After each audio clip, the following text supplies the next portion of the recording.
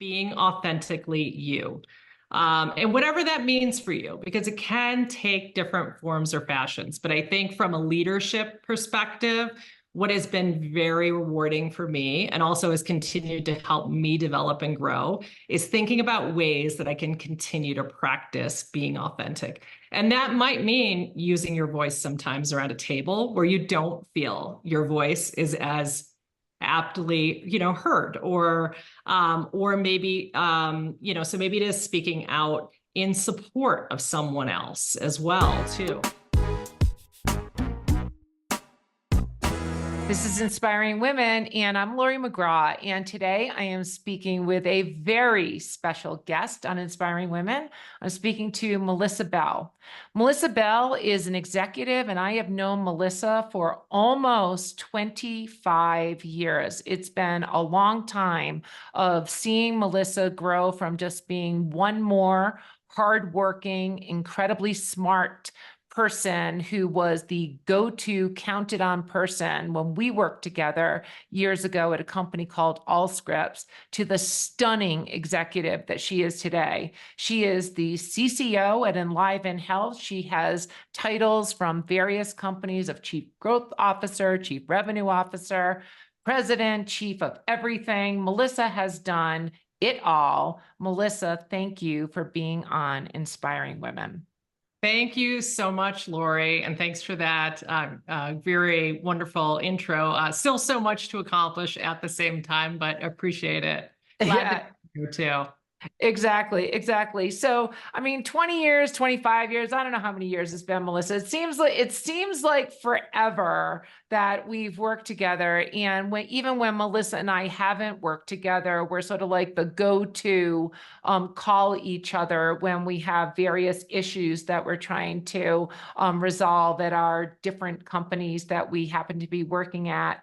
But Melissa, maybe for our audience on Inspiring Women, we're speaking both today to you because of the executive that you are, but it's also Pride Month, and we want to talk about pride, and we want to talk about what it means to be an out and gay woman in healthcare as an executive.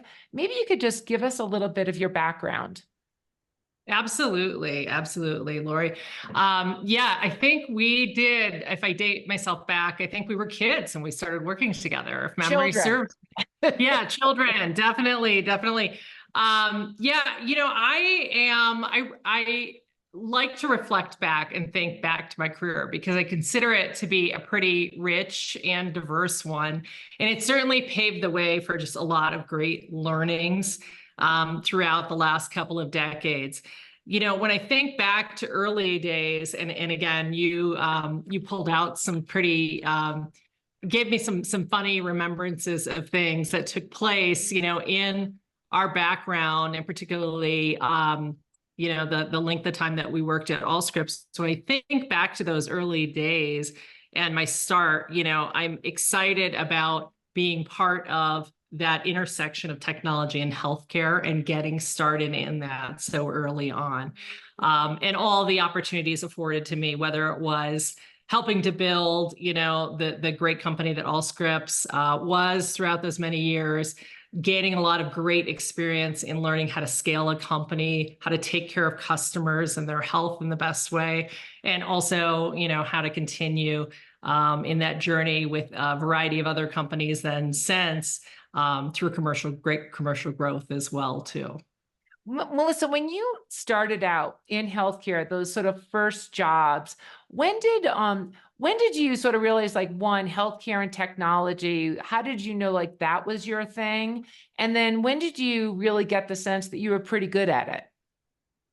Yeah, it's an interesting question as far as like, how did I get there? Because I think when I think back to early days and even before starting a career, or when I was a younger individual and thinking about being interested, I always had kind of a business mindset. I knew I was going to do something within the business realm, whether it was, when I think back to early days in, even in school, playing a lot of sports. I really enjoyed the ability to work within teams, and it taught me how to continue to think about how to develop myself individually and how to develop within a team, even developing other people within a team too. And so business for me, the art of, I always took an opportunity to present or learn how to be better at communicating and persuading, in my earlier days and even through college too. So those pieces, I can kind of like draw some connection points back to. Healthcare is interesting because while I got bit, like a lot of people, with the tech bug very early on in the very early 90s, and thought that was like a lot of very glitzy and very fun, and jumped into a couple of companies, healthcare wasn't my entry point. But learning how to work within companies that were really bettering outcomes for their end users was. And when I took a look around me, everybody was in healthcare. Everybody in my family, my friend groups. And so when the opportunity presented itself, I too that was another bug I was bit by, and I was certainly very jazzed to jump into. I don't think at the time, though, I had the perspective of how special that was going to be, of an entry point for me. And I've never looked back, I think I may have a few more than 25 years on me in my career. So you're a little gracious there with me, Laurie. But with that, it has been so much fun. And there continue to be lots of different problems that we can still work on, as we all know, those of us that are in it. So I think that, for me, well, it wasn't an obvious, it feels like such an obvious fit, and has continued to. And it's so personal, as we always say about healthcare too. So, it's great to be within an industry, a career, a niche, so to speak. That's a pretty broad one too, that is so personally impactful to ourselves and to our personal lives and our families and friends too. So Melissa, in this discussion, I actually wanted to indulge a little bit in sort of the fun early stories of what it takes to sort of like, go from just being hardworking to being known for being pretty great at something, and then moving up the career chain. But I wanted to almost get, today as an executive, a senior executive, what are the types of things that you think about now? What are you looking to impact at this stage of your career? Yeah, I think the things that I look to impact, and the things that, that get me very, very jazzed are certainly, I touched on this a little bit too. I get very excited partnering with companies that are going through high stage growth. I really love the idea. And I think, to me, growth symbolizes a number of things. I think, of course, there's the economics of it and the financial growth piece, which can be a lot of great, you can have a lot of great rewards that come out of that, both for your investors, your shareholders.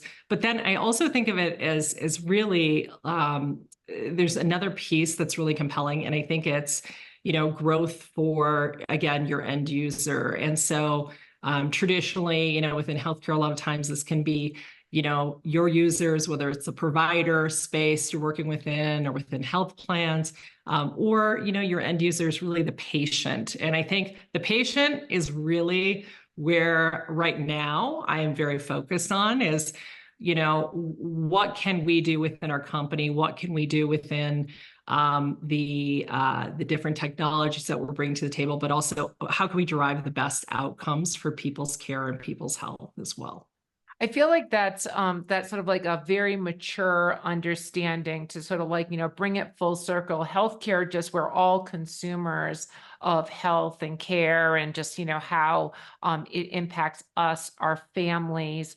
And I think the more you have larger responsibilities, you're thinking about that more than just what are the solutions, the dollars, the, methods to get to certain outcomes. So I really appreciate that. But I don't think, now I want to sort of go back to, some of those more formative experiences where you sort of, let's face it, you have a job and then you start working really hard, and then you get recognized for working really hard and you get some more responsibility. And so I actually wanted to tell a little Melissa Bell story in terms of, some of those types of things that we experienced together. And when Melissa and I did work together in the Wayback Machine, Melissa was always known around the company as, if there was a hard thing to be done, it was going to be Melissa's job to get that hard thing done. We needed an adult, we needed a leader. Melissa was always a go-to person. Now, one of those things that we did together was when we were working on a project in a prison, of all places. And that was an unusual place for both of us. And I think I just remember trying to implement software in a prison, and you I felt like you were hazing me, where you decided that the important thing for me to learn about it was to get a tour of the prison. So that was sort of a boss move. But then there was another time where the company had to sort of, make its numbers, and Melissa sort of brought a brigade of people with goods and deliverables in front of physician offices and parked a truck and out there for like a week until they actually took the software and solutions. Am I getting that story right? I mean, that's just sort of like in the lore, company lore. You are. Yeah. There's been a couple of fun stories across our journey, for sure, for sure. And I'm probably getting the equal, good humor back from you. I'm feeling a little bit in the hazing, in a humorous way, of course. But I deserve it, of course, I think I'd be remiss, just reflecting too on, I mentioned two components I think the last question you asked me, and then now the items you're touching on are actually pretty interconnected for me when I think too about what are the things that are top of mind that I think about now as an executive, and what are some of the formative things that came out of early career development. So I touched on, which is ever important, and I'm giving you probably very apropos answers of someone, in a role that is an executive or a C-suite, and thinking about kind of the health of the company, both from a financial standpoint for its users. But I would be really remiss if I said that org health isn't another piece. So the people health is that is something that's on rinse and repeat for me on a day-to-day basis. And so how that connects back to some of those formative stories is, I think I learned very early on, which at the time, I probably didn't realize that I was, like you said, signing up. I was just signing up and raising my hand for many things because yes. I did believe in what we were doing. And I think that is really important when you think about org health. Do you have people around the table and around your team that can do that?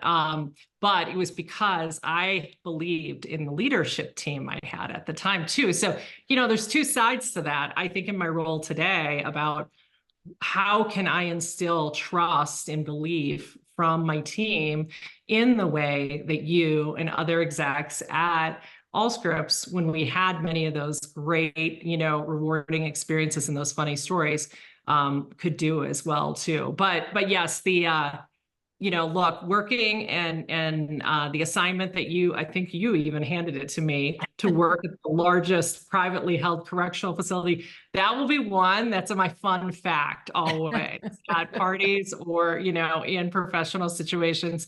And then, being the only member of the team, as I often say too, that was old enough to actually rent a U-Haul to drive all of those computers, the hardware and the software out for delivery, so we could meet certain deadlines was another fun one as well too.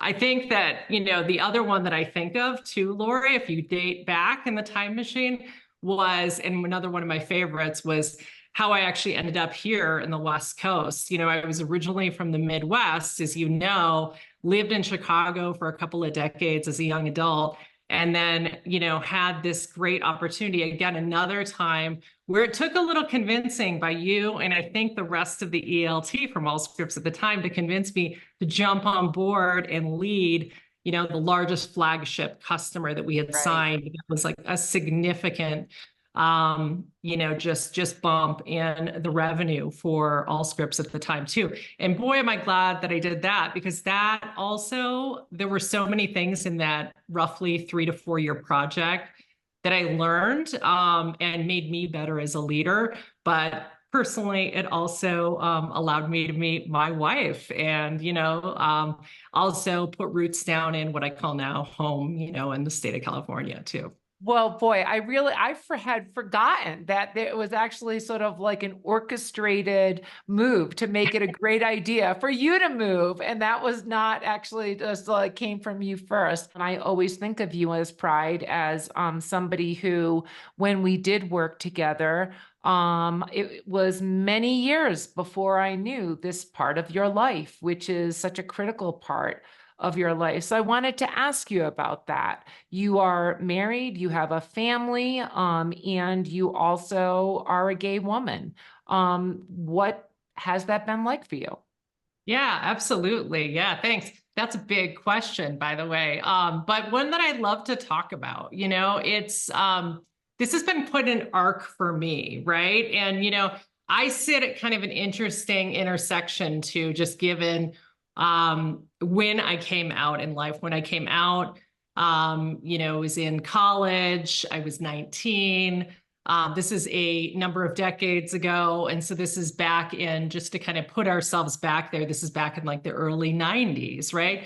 And times were really different then. I don't mean to take anybody who's listening right now that's in this generation and sound like I'm talking, way back in a time machine, but they were. And for me, coming out, my initial kind of, taking a step forward was one that I did choose to do. I was thinking about it the other day. I actually did it within an undergrad class. And Laurie, you're going to laugh, but I kid you not, this was a women in leadership class that I took Really? in my undergrad studies. Good for you. Kind of neat. There was an exercise, really favored professor of mine. She was just a really dynamic individual, was a past exec in many companies successfully.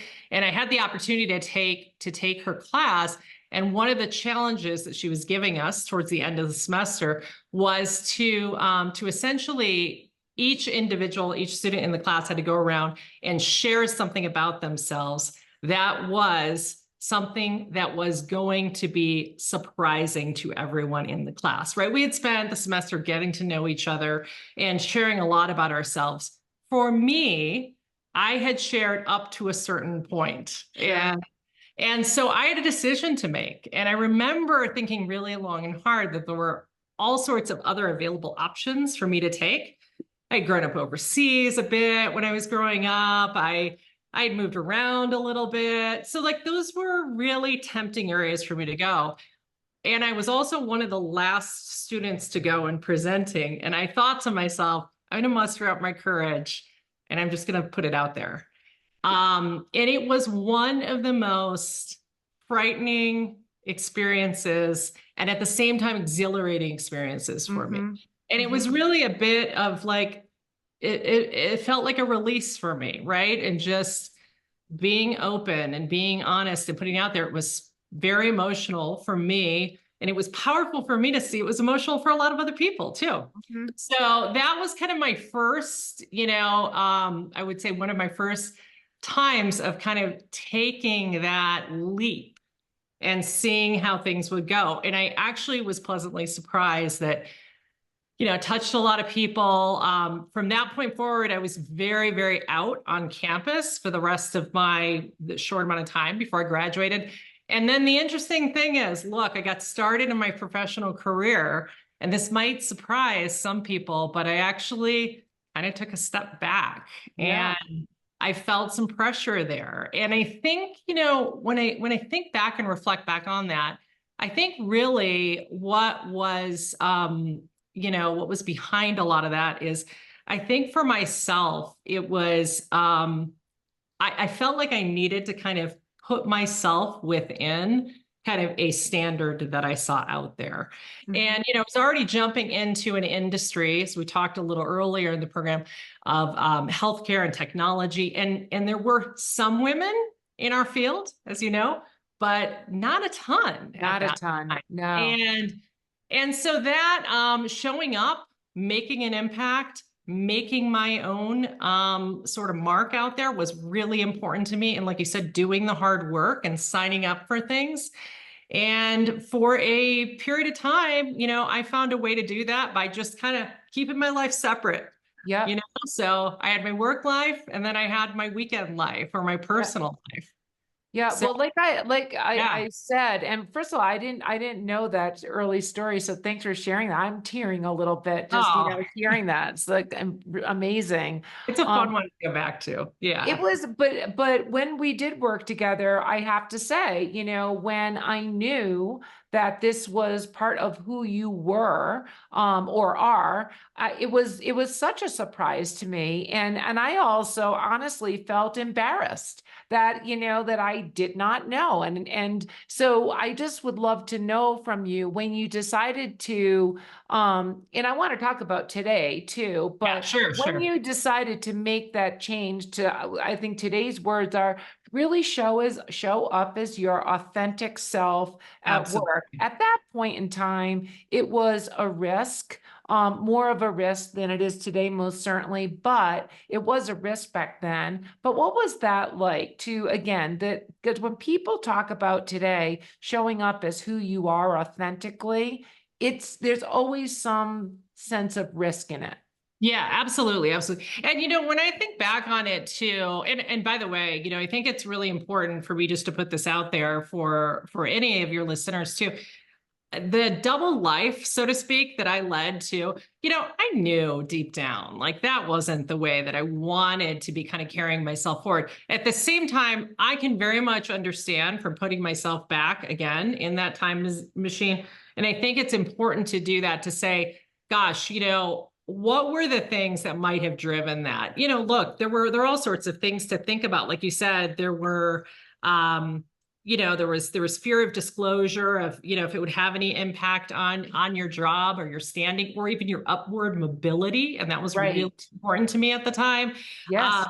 There were limited legal protections at the time too, so that was like really squishy, and thinking about that, and there was a lack of visibility with other people as well too, so like it wasn't unheard of that I was aware of other people that were gay and part of LGBTQ, but at the time, a lot of us would just kind of keep that into an inner circle. So we Right. almost had, and those things were more comforting to know that you had a small community, but again, really didn't pave the way for kind of, long term where I knew I wanted to go. And so, as time went on, I think even little things matter sometimes. And I can remember, either feeling, support in some ways or feeling like I could be my truer self, but also more importantly, I think feeling that I was leaving something out. And I think as Yep. I started to move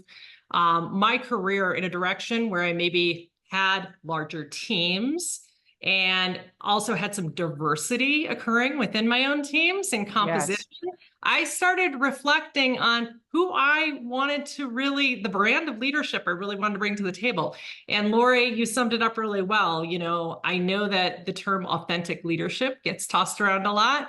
Yes. But for me, it's one that I really do connect with because it was for me the ability for me to say, hey, look, if I provide myself and put myself in that seat of I could be the increased visibility out there for someone. And for myself, I could use this as an opportunity to actually gain, earlier trust with groups of people, credibility, and just kind of opening up who I was. I started to see that transformation. I started to get a lot more comfortable, and I saw that across people that I worked with as well, too. And the leadership and just inspiration that it provides to so many others in many obvious ways and so Mhm. many other intangibles. So that is, really going back on well over 10 years, Yes. Yeah. in terms of that time. So, and now we've gone through a time of, I would say, in many ways, a lot of increased inclusivity, a lot of celebration of the LGBTQ community. And yet, we also know in many ways that rights are being taken away. We are seeing discrimination that is, unabashed in ways that is frightening. And so, as a leader today, I'd just love to get your perspective of, given the realities of the world around us, how do you show up today? How does your leadership style, Hmm. does it change or modulate? Does it not change a beat? How do you think about that? And that's sort of like the outside world with the Yeah, sure. reality of the work at hand. Absolutely, absolutely. Yeah, no, it's a great question, and I think it's a great question because it's a great thing for us to continue to have conversations about, right? The work isn't done across the board, right? I was just looking at some stats the other day, and they were saying, 7% of people identify as being part of the LGBTQ community. And if you look at adults under the age of 30, the percentage jumps up to 17%. Oh, Uh, wow.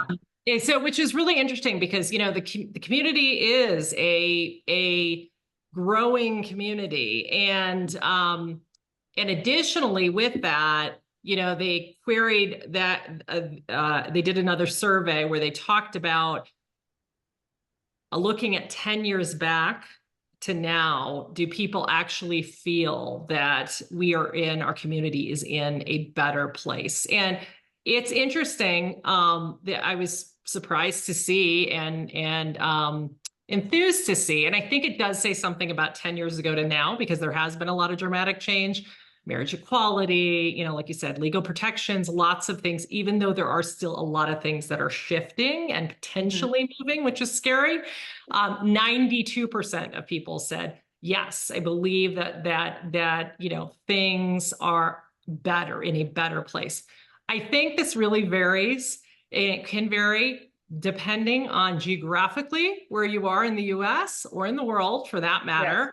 I think it also can be very dependent on other components too of your who you are in that very, very, broad umbrella of LGBTQ. Because, and if you're transgender, I think that story could be very different for you than, say, being a lesbian.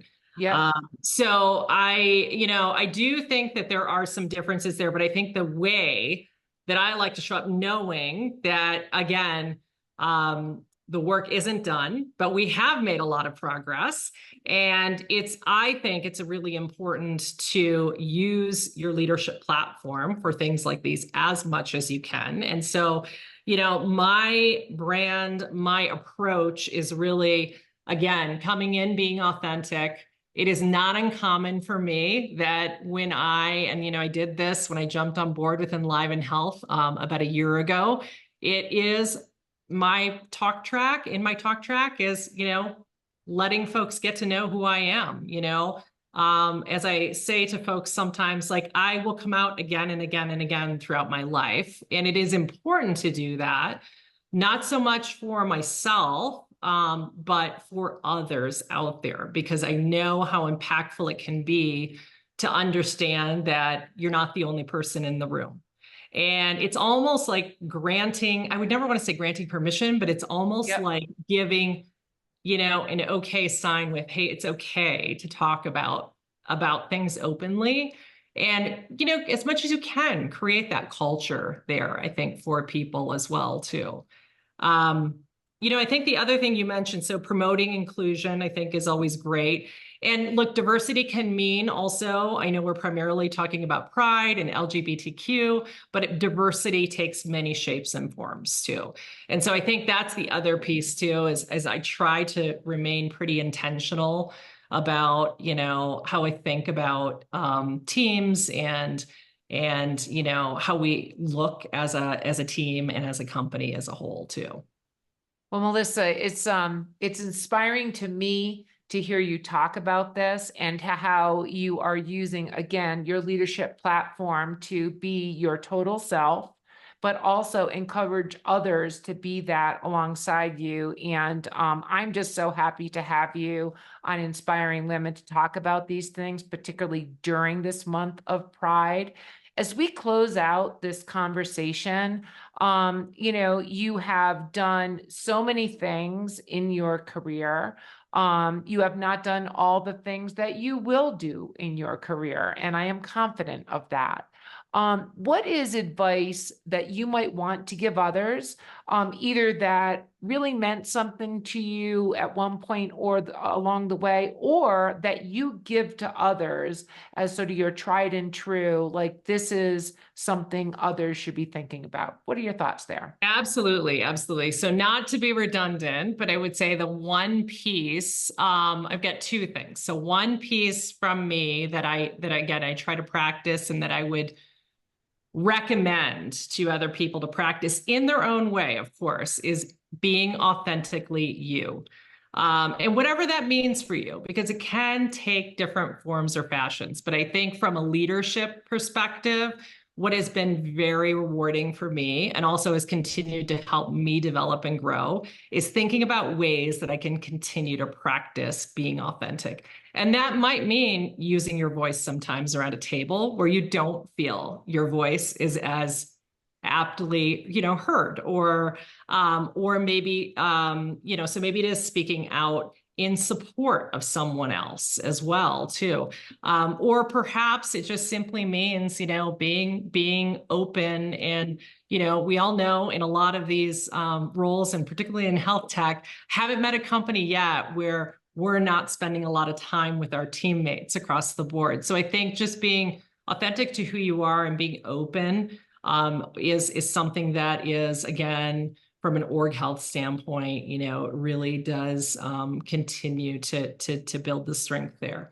The second thing that I would say too, in the spirit of it being Pride Month, Laurie, and I'll use you as a fine example here, is listen, allyship. And you are a perfect example of an ally in the LGBTQ community. That goes like a distance. So, for folks listening, I would say, if if you don't have within your company or can get involved in something around providing your voice as an ally around pride or around, some sort of a LGBTQ, kind of a group, it's great. I think that those types of things matter, and they matter to, a variety of people across your company and probably outside your company as well too. I agree. I so agree. That is just great advice for others and for me as well. So thank you, Melissa. This has been an amazing, Inspiring Women conversation. I've been speaking with Melissa Bell, and Melissa, thank you so much. Thanks, Laurie. Appreciate it. This has been an episode of Inspiring Women with Laurie McGraw. Please subscribe, rate, and review. We are produced at Executive Podcast Solutions. More episodes can be found on inspiringwomen.show.